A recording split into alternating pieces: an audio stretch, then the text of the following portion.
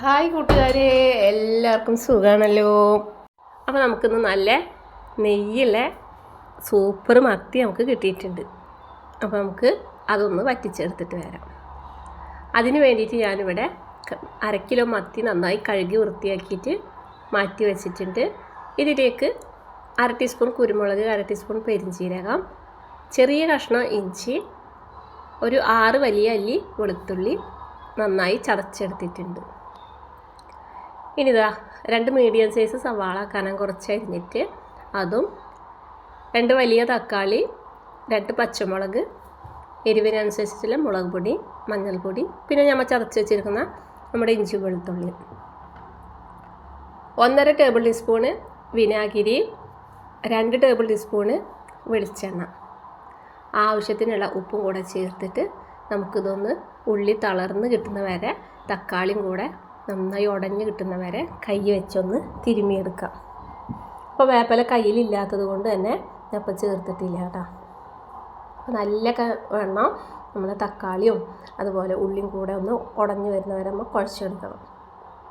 ഇനി ഇതിലേക്ക് കഴുകി വെള്ളം വരാൻ വെച്ചിട്ടുള്ള നമ്മുടെ മത്തി അത് വരഞ്ഞ് കൊടുക്കണ്ട, വരഞ്ഞ് കൊടുത്താൽ പൊടിഞ്ഞു പോവും. അപ്പോൾ ഈ രീതിയിൽ നന്നായി ഒന്ന് മസാല കുഴച്ചെടുത്തിട്ടുണ്ട്. അപ്പോൾ മുളക് പൊടിയുടെ അളവ് ഒരിത്തിരി കൂട്ടി കൊടുക്കുകയൊക്കെ ചെയ്യണമെങ്കിൽ ഒന്നും കൂടെ ഡാർക്ക് കളറായിട്ടൊക്കെ നമുക്ക് കിട്ടും കേട്ടോ. പക്ഷെ നമുക്ക് എരിവിനനുസരിച്ചിട്ടാണല്ലോ ഇപ്പോൾ ചേർത്ത് കൊടുത്തിട്ടുള്ളത്. ഇനി ഒരു ചട്ടിയിലോട്ട് 2 വാഴയുടെ ഇല വെട്ടിയിട്ട് അതിൻ്റെ കട്ടിയിൽ അടിയിൽ ആദ്യം വെച്ച് കൊടുത്തു.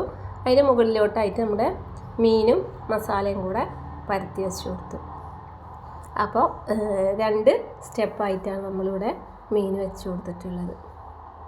എന്നിട്ട് ബാക്കിയുള്ള മസാല മുകളിൽ പൊതിയത്തക്ക വിധത്തിൽ വെച്ച് കൊടുത്തിട്ടുണ്ട്. ഇനി ഇതിലേക്ക് നമ്മൾ വെള്ളമൊന്നും ഒഴിക്കണില്ല, വേറൊരു വാഴയിലുകൊണ്ട് നമ്മൾ ഇതിനെ കവർ ചെയ്ത് വെക്കണം. അപ്പം നമുക്ക് അടുപ്പിൽ ചെയ്യണമെങ്കിൽ എന്ത് ചെയ്യാമെന്ന് വെച്ചാൽ നമ്മളെ കനലുണ്ടാവുമല്ലോ, നമ്മൾ മറ്റുള്ള ഭക്ഷണമൊക്കെ ഉണ്ടാക്കി കഴിഞ്ഞാൽ അടുപ്പിൽ കനലുണ്ടാവുമല്ലോ, ആ കനലൊരു പാത്രത്തിലോട്ട് ഇട്ട് കൊടുത്തിട്ട് നമുക്ക് ഈ വാഴയില വെക്കണതിൻ്റെ മുകളിൽ ഒരു പാത്രം വെച്ചിട്ട് അതിൽ വെച്ച് കൊടുക്കാം. അപ്പോൾ ഞാൻ ഗ്യാസ് സ്റ്റൗവിലായ കാരണം ഞാനിപ്പോൾ കനൽ ഞാൻ അടുപ്പിൽ ഇല്ല, അതുകൊണ്ട് ഞാൻ പകരം ഒരു ചട്ടിയിൽ ചൂടുള്ള വെള്ളമാണ് വെച്ച് കൊടുത്തിട്ടുള്ളത്. ചെറിയ തീയിൽ ഇത് ഒരു അരമണിക്കൂർ സമയം കിടന്നിട്ട് നന്നായി ഒന്ന് ദമ്മായി വന്നിട്ടുണ്ട്. ഇപ്പോൾ അതാ അരമണിക്കൂറിന് ശേഷം ഞാൻ ചട്ടി തുറന്ന് നോക്കിയപ്പോൾ നമ്മുടെ മത്തിയുടെ പാടാണ് ഈ കാണുന്നത് കേട്ടോ. നല്ല അടിപൊളി ടേസ്റ്റാണ്. ഇങ്ങനെ എടുത്താൽ ഇങ്ങനെ ജ്യൂസി ആയിട്ട് കിട്ടും. അപ്പോൾ വീഡിയോ ഇഷ്ടപ്പെട്ടെങ്കിൽ പതിവ് പോലെ ലൈക്ക്, ഷെയർ, പുതിയ കൂട്ടുകാരാണെങ്കിൽ സബ്സ്ക്രൈബും ആ ബെല്ലൈക്കൺ ഒന്ന് ക്ലിക്ക് ചെയ്ത് തന്നെ സപ്പോർട്ട് ചെയ്യുക. അപ്പോൾ ഇൻഷാ അല്ലാഹ് പുതിയ നല്ലൊരു വീഡിയോ വരുന്നതായിരിക്കും. എൻ്റെ എല്ലാ പ്രിയ കൂട്ടുകാർക്കും അസ്സലാമു അലൈക്കും.